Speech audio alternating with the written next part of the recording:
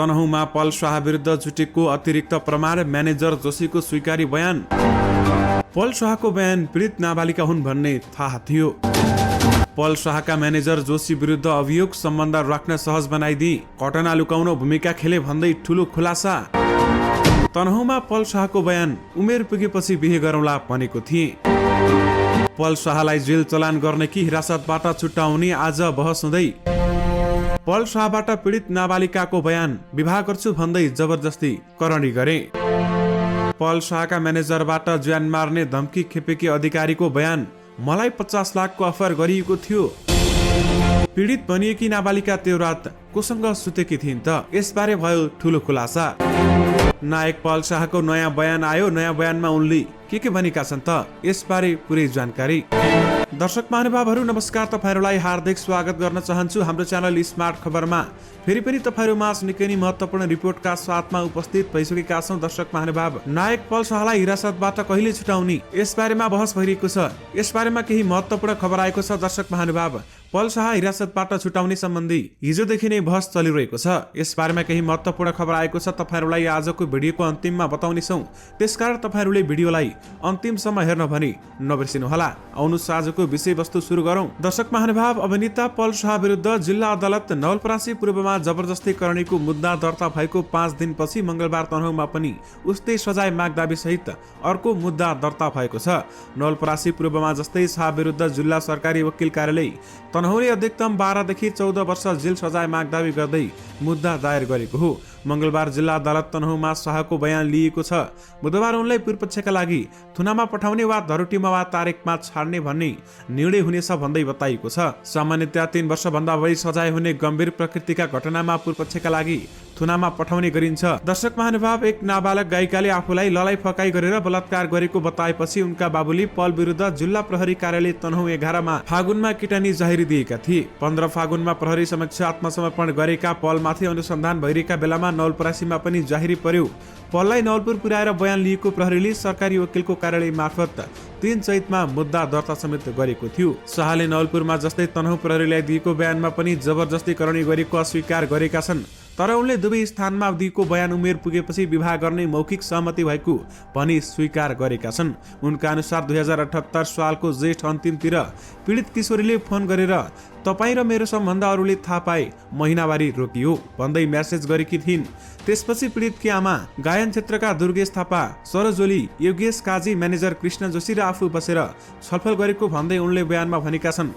मैले पीडितको उमेर पुगेपछि विवाह गरौँला, अहिले केटीको उमेर पुगेको छैन भनेको थिएँ। पीडितले भने 14 वैशाख 2078 मा तनहुँको दुलेगौडा स्थित प्रदीप थापाको घरमा बेग्ला बेग्लै कोठामा सुतेको अवस्थामा राति 12 बजेतिर नाबालिकामाथि जबरजस्ती करणी बताएकी छन्।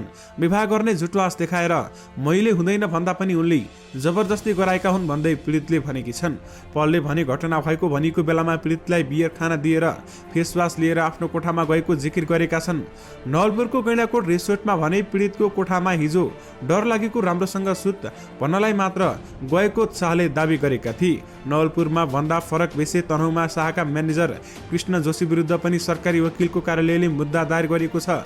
पीडितको बयान अनुसार जोशीले शाहसँग घुम्न जान र उनले भनेको मान्न भन्दै फकाउने गरेका थिए। भिडियो सुटिङका क्रममा विभिन्न स्थानमा रहँदा एउटै कोठामा बस्न बाध्य पारी जबरजस्ती करणी गर्ने कार्यमा जोशीले सहयोग गरेका थिए भन्दै उनले भनेकी छन्। अदालतमा दायर मुद्दाको निष्कर्षमा पनि जोशीले शाहसँग सम्बन्ध राख्न र नजिक हुन वातावरण बनाइदिएको पनि भनिएको छ। शाहसँग घुम्न जाँदा उनले भनेको सबै कुरा माने भविष्य राम्रो हुन्छ भनेर प्रलोभन देखाएको आरोप रहेको छ।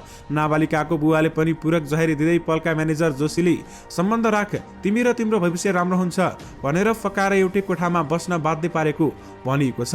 करणी भएपछि त्यसबारेमा कसैलाई पनि नभन्न प्रहरीमा उजुरी नगर्न र मिल्न दबाब दिएको आरोप रहेको छ। मुख्य अपराधीलाई जोगाउन उनले अपराधिक षड्यन्त्रको कसुर गरेका थिए, पूरक जाहेरीमा उल्लेख गरिएको छ। जोशी स्वयंले पनि बयानमा पीडित नाबालिकालाई प्रलोभनमा पार्न खोजेको स्वीकार गरेका छन्। उनले नाबालिका बारेमा सूचना संकलन गर्न पीडित कि एकजना साथीलाई प्रलोभन देखाएको पनि खुलाएका छन्। मलाई पल शाहले पुनः म्यानेजरको जिम्मेवारी दिएकाले मैले पीडित नाबालिकालाई एउटै क्षेत्रमा काम गर्ने हुँदा मिलेर जाउँ भन्दा पीडितले उजुरी गर्छु भनेकाले मैले दुर्गा अधिकारीलाई पीडित नाबालिकाले के गर्छिन् खबर गर, तिमीलाई मैले गीत संगीतमा सहयोग गर्छु भनेको थिएँ, जोशीले भनेका छन्। अधिकारीका अनुसार काम नगरेकी उनलाई धम्कीपूर्ण मेसेज पनि पठाएको थिए। अनुसन्धानमा संलग्न एक अधिकृतका अनुसार सुरुमा मासिक 25,000 रुपियाँमा काम गरिरहेका म्यानेजर जोशीको शाहसँग मनमुटाव भएपछि 2078 असारमा म्यानेजरबाट हटाइएका थिए। तर केही पछि विवाद सुरु भएपछि शाहले उनलाई सम्पर्क गरेर तलब दोब्बर बनाएर सहयोग गर्न भनेका थिए।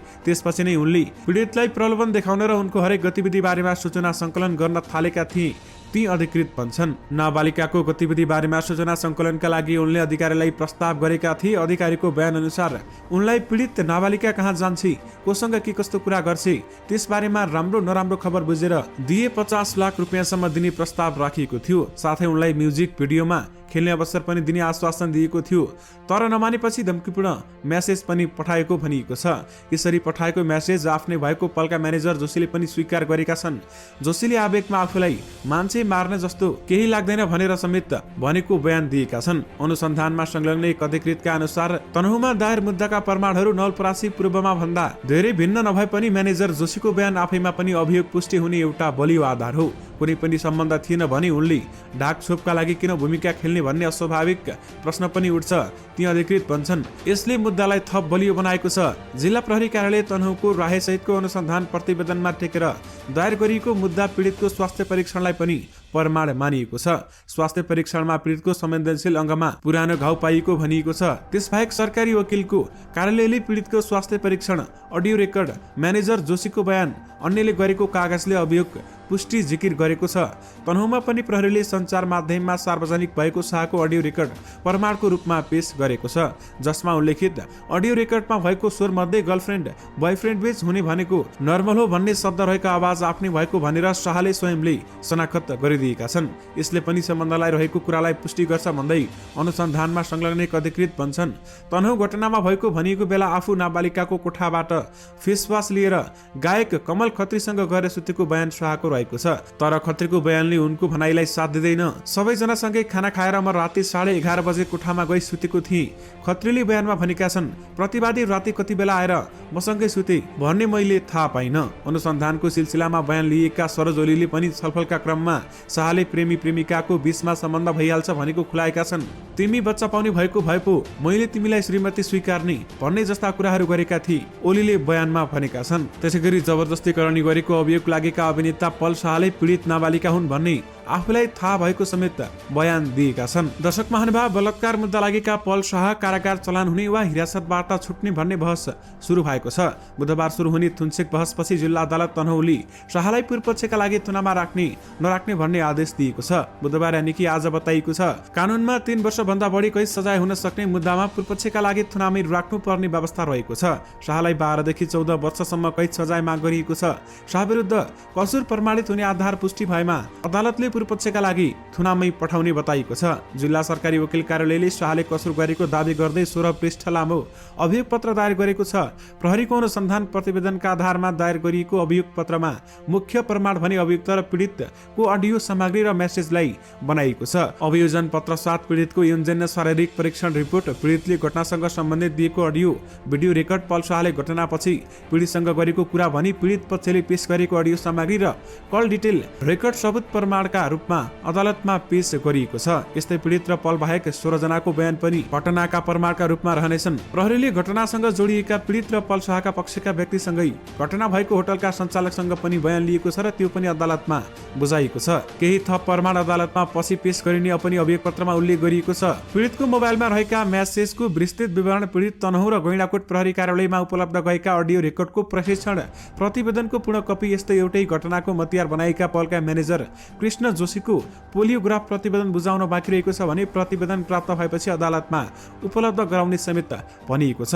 घटनापछि सार्वजनिक भएका अडियो र मेसेज भने आफ्नै भएको अभियुक्त पलले स्वीकार गरेका छन् र पलले बयानका क्रममा घटना भएको रात जबरजस्ती करणी गरेको नबताए पनि केही क्लू भने छाडेका छन्। त्यसैगरी पल शाहले पीडित भनिएकी नाबालिका राति होटलका साहुको छोरीसँग सुतेको समेत खुलासा गरेका थिए। आफूलाई डर लागेर होटलको साहुको छोरीसँग सुत्न गएपछि अर्को दिन म उनलाई नडराउनु भन्दै सम्झाउन मात्रै गएको थिएँ भन्दै पल शाहले बताइसकेका छन्। त्यसैगरी तनहुँ प्रहरीले गरेको अनुसन्धानका आधारमा जिल्ला सरकारी वकिल कार्यालयले जिल्ला अदालतबाट दायर गरेको अभियोग पत्रमा अभियुक्त शाहसँगै पीडित पक्षको पनि बयान पेश गरिएको छ। बयानमा पीडित बालिका नाम परिवर्तन व्यास पाराले आफूसँग विवाह गर्छु भन्दै पल शाहले पटक पटक जबरजस्ती करणी गरेको उनले बताएकी छन्। बयानका क्रममा पीडित बालिकाले शाहका म्यानेजर कृष्ण जोशीले आफूलाई शाहसँग घुम्न जान बाध्य बनाउने गरेको र सुटिङका क्रममा कतै बास बस्दा शाहसँगै एउटै कोठामा बस्न बाध्य बनाउने गरेको समेत उनले उल्लेख गरेकी छन्। मेरो सानैदेखि साङ्गीतिक क्षेत्रमा रुचि रहेकाले गायन क्षेत्रमा प्रवेश गरेकी हुँ। सोही क्षेत्रमा रहेका प्रतिवादी पल शाह भन्ने पूर्ण विक्रम शाहसँग चिनजान भई सँगै कार्यक्रममा जाँदा भिडियो सुटिङ गर्दा निज प्रतिवादीले मेरो केयर गर्ने र मलाई माया प्रेम गरेको विश्वासमा परे। पीडितले प्रहरीलाई दिएको बयानमा भनिएको छ, हामी बीच माया प्रेम रहिआएको अवस्थामा मिति 2077 पुस 10 गते पोखरा स्थित प्राइम होटलमा 2077 चैत 7 गते गैंडाकोट स्थित रिसोर्टमा करणी गरेका हुन्। त्यस्तै 2078 वैशाख 4 गते तनहुँको दुले गौडा स्थित प्रदीप थापाको घर कोठामा छुट्टा छुट्टै कोठामा सुतेको अवस्थामा राति 12 बजे आफ्नो कोठामा आएर जबरजस्ती आफ्नो कपडा खोलेर शारीरिक सम्बन्ध राखेको पनि पीडितले बयानमा भनेकी छन्। प्रतिवादी कृष्ण जोशी भन्ने कृष्ण प्रसाद जोशीले मलाई प्रतिवादी पल शाह भन्ने पुण्य विक्रम शाहसँग घुम्न जाऊ, निजले भनेको माना भनी फकाउने र भिडियो सुटिङको क्रममा विभिन्न स्थानमा रहँदा एउटै कोठामा बस्न बाध्य पारी जबरजस्ती करणी गर्ने कार्यमा सहयोग पुर्याई मतियारको रूपमा काम गरेका हुन् भन्दै पीडितले बयानमा भनेकी छन्। दर्शक महानुभाव, आजको लागि यति नै। तपाईहरुलाई यस बारेमा केही भन्नु छ भने हामीलाई यो भिडियोको कमेन्ट बक्समा कमेन्ट गर्न भने नबिर्सिनुहोला। तपाईहरुमाझ फेरि पनि नयाँ रिपोर्टको साथमा भने उपस्थित हुने नै छौं।